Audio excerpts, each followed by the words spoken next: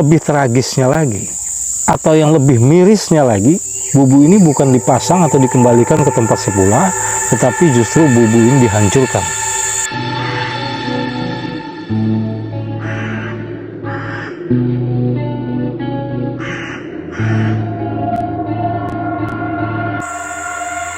Assalamualaikum warahmatullahi wabarakatuh. Semangat pagi dunia, semangat pagi Indonesia, semangat pagi buat kita semua. Saudaraku, sahabat Pawang Buyung, saya kabar Taka, semoga kita tetap sehat, tetap semangat, dan tetap bersahabat.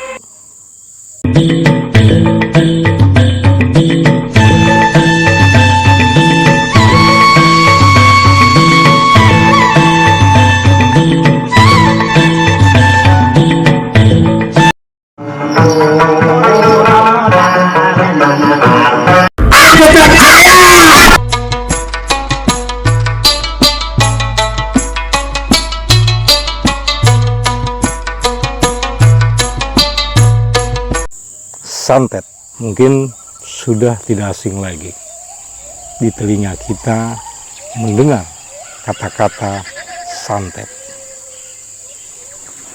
Santet adalah sesuatu ilmu yang menyakitkan, ilmu yang mengerikan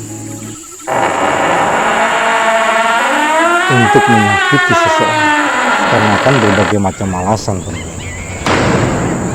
Faktor sakit hati, cemburu sosial, dendam, dan lain sebagainya. Di negara ini, dengan berbagai macam suku, adat dan budaya, serta agama, tidak terlepas dengan keyakinan di masyarakat bahwa mereka mempunyai santet.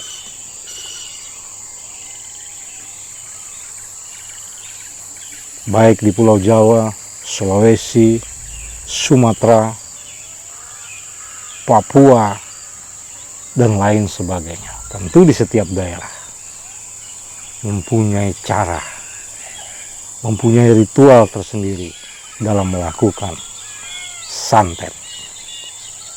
Tidak terlepas yang ada di Kalimantan. Kalimantan juga banyak cerita-cerita mistis tentang santet. Seperti apakah santet yang ada di Kalimantan? Baik saudaraku, sahabat Pawang Buyung, di sini saya sedikit ingin berbagi cerita bagaimana seseorang menderitanya terkena santet Kalimantan, khususnya yang ada di Kabupaten Pasir, dimana sama-sama kita ketahui, sahabat Pawang Buyung, Pasir adalah sebuah kabupaten dan penduduk pribuminya adalah Dayak Pasir atau etnis Pasir. Nah, ada sebuah cerita nyata yang saya ceritakan, yang saya ingin bagikan buat sahabat Pawang Buyung. Jadi ceritanya konon ada di suatu kampung, di situ terdapat banyak hamparan batu gunung. Dan kebetulan pekerja atau yang mengelola batu gunung tersebut adalah orang-orang dari pulau seberang. Saya tidak perlu menyebutkan sukunya, kita sebut saja suku Ek. Jadi suku Ek ini adalah yang mendominasi pekerja batu gunung. Nah, singkat cerita, penduduk asli atau penduduk pribumi setempat,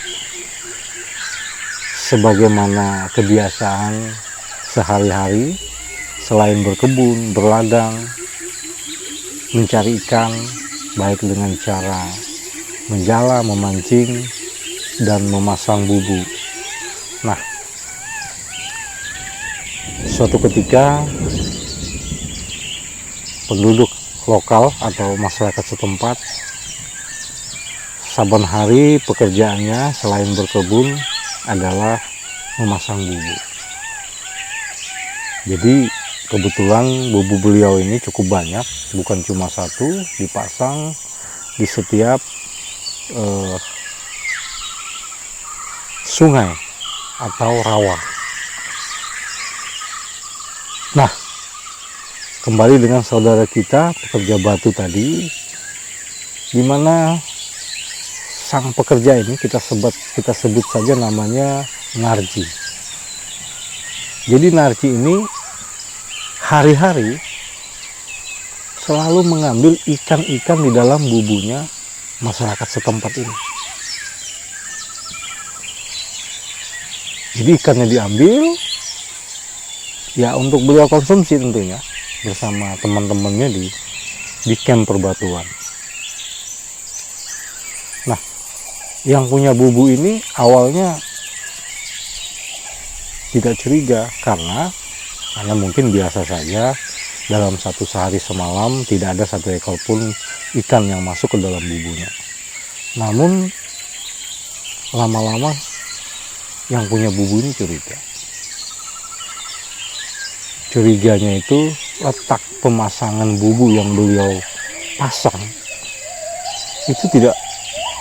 itu kadang berubah dari tempat awalnya. Mulai beliau curiga, jangan-jangan ini bubunya dilihat orang atau ikannya diambil orang lain. Nah, dan itu terus menerus, sehari, 2 hari, seminggu, 2 minggu, bahkan sebulan, 2 bulan. Sang pekerja batu yang bernama Narji tadi ini terus melakukan perbuatan-perbuatan yang sangat tidak terpuji tentunya. Nah, singkat cerita, dan ini adalah cerita puncaknya, di mana si Narji tadi melihat bubu masyarakat lokal tadi. Bubunya diangkat, ikannya diambil, dan yang lebih tragisnya lagi, atau yang lebih mirisnya lagi, bubu ini bukan dipasang atau dikembalikan ke tempat semula, tetapi justru bubu ini dihancurkan. Bubu ini dihancurkan. Secara kebetulan, sang punya bubu, yang punya bubu, ada di sekitar lokasi sungai atau rawa tempat pemasangan bubu. Karena memang bubu ini diintainya beberapa hari ini bubu ini diintainya karena dia semakin curiga. Dan ternyata benar, ada orang yang mengambil ikan dalam bubunya. Dan yang lebih mirisnya lagi, bubu ini ada beberapa bubu yang dihancurkan. Saya tidak tahu apa yang ada di dalam pikiran Narji, apa yang ada di dalam otaknya, hingga dia merusak bubu ini.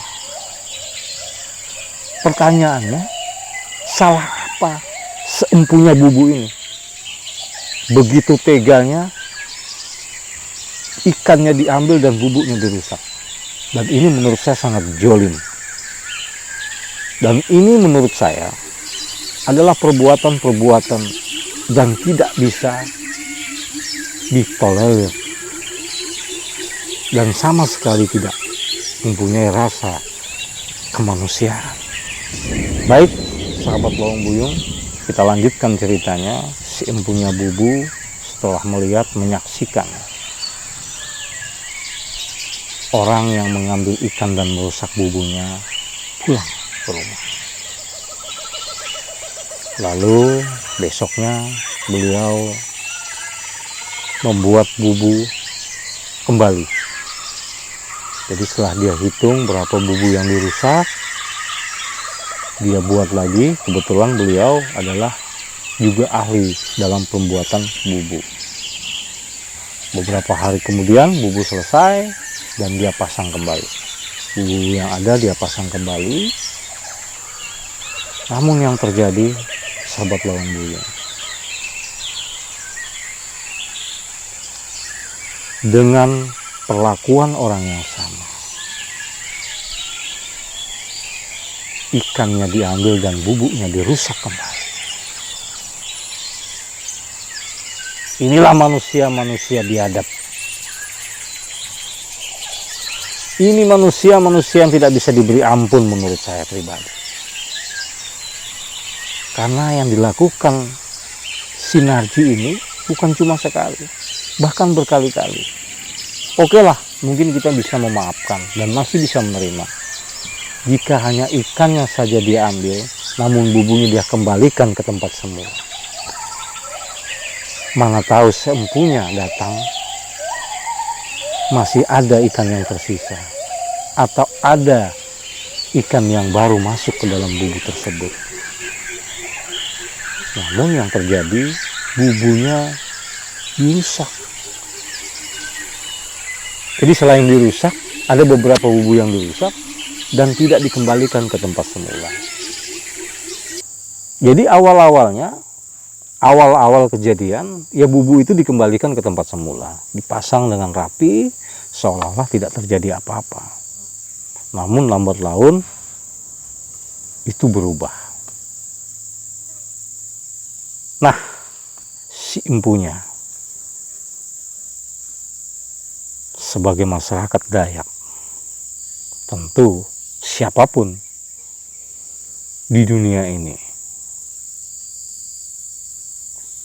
pasti akan sakit hati, pasti akan kecewa dengan perlakuan manusia-manusia tidak bermoral semacam ini.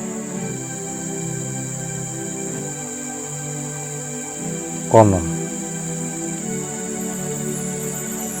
akhirnya si empunya bubu habis jugalah kesabaran. Namun di sini saya tidak menceritakan bagaimana proses atau cara si empunya bubu melakukan balasan dengan ilmu santetnya. Singkat cerita yang terjadi, Sinarji, pelaku pengambil ikan dan perusak bumbu tersebut, spontan malamnya Sinarji tidak sadarkan diri. Setelah berapa lama tidak sadarkan diri, beliau sadar, namun kondisi yang sangat mengenaskan. Beliau berteriak-teriak kepanasan.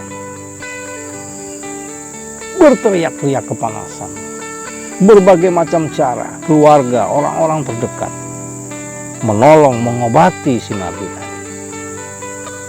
Sehari dua hari, beberapa paranormal, orang-orang yang mengerti tentang hal ini, tidak sanggup untuk mengobati. Dan yang lebih mengerikan lagi saudara,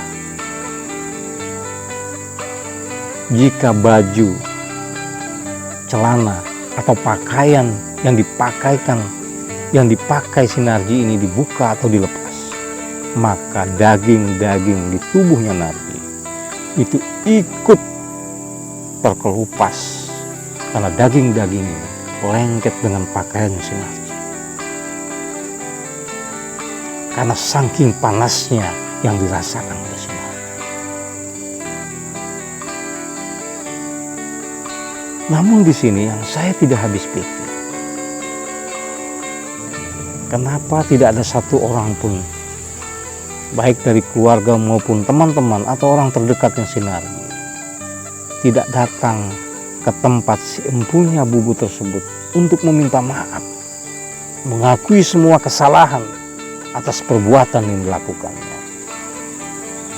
Mungkin karena gengsi, takut, malu, atau apapun, saya tidak mengerti. Tetapi atas kesepakatan keluarga dan orang-orang terdekat Sinarji. Sinarji dibawa pulang ke kampung halamannya. Karena kabarnya di sana ada yang sanggup mengobati. Sudah ada beberapa orang yang sudah menunggu. Akhirnya Sinarji dibawalah pulang ke kampung halamannya di pulau seberang.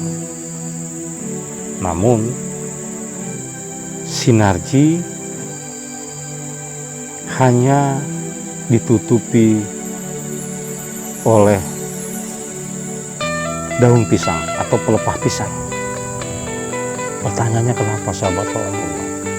Karena apabila beliau diberikan atau dipakaikan kain atau pakaian, maka dagingnya juga ikut terkelupas jika pakaian tersebut dibuka.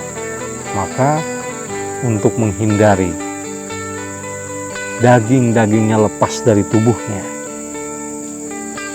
Sinarji hanya beralaskan dan berselimut daun pisang. Singkat cerita, sesampainya Narji di kampung halamannya di pulau seberang, Narji langsung ditangani oleh beberapa orang yang sudah menunggu. Namun yang terjadi, tidak ada satu orang pun yang sanggup. Dan karena mungkin sudah takdirnya, seminggu beliau sesampainya di kampung halaman, beliau meninggal dunia. Inna lillahi wa inna ilaihi raji'un. Dan ini adalah kisah nyata. Ini adalah fakta yang terjadi di Tanah Pasir. Dan mungkin tidak jauh beda dengan pulau-pulau atau daerah lain. Mungkin juga banyak cerita-cerita mistik tentang persantetan. Nah, di sini saya ingin mengatakan buat sahabat Laung Buyung, yang saya sampaikan adalah pembelajaran buat kita. Bagaimana perlakuan-perlakuan, perbuatan-perbuatan kita yang menyakiti, menjolimi seseorang, tentu ini sangat-sangat tidak dibenarkan. Baik dari segi agama, hukum negara, maupun hukum adat. Sebaiknya ini menjadi pelajaran buat kita semua, agar kehidupan kita ke depan, atau untuk pembelajaran anak cucu kita, agar kita menghindari dari hal-hal perbuatan syulim. Baik saudaraku, sahabat Laung Buyung, ini adalah cerita singkat di pagi hari ini. Dan perlu sahabat Laung Buyung ketahui, saya saat ini berada di seputaran Gua Tengkorak. Nah, di sebelah kanan saya adalah Gua Tengkorak. Kenapa dinamakan Gua Tengkorak? Karena di dalam gua tersebut banyak puluhan tengkorak kepala manusia. Namun di sini saya tidak menceritakan kenapa kok bisa ada tengkorak kepala manusia di dalam.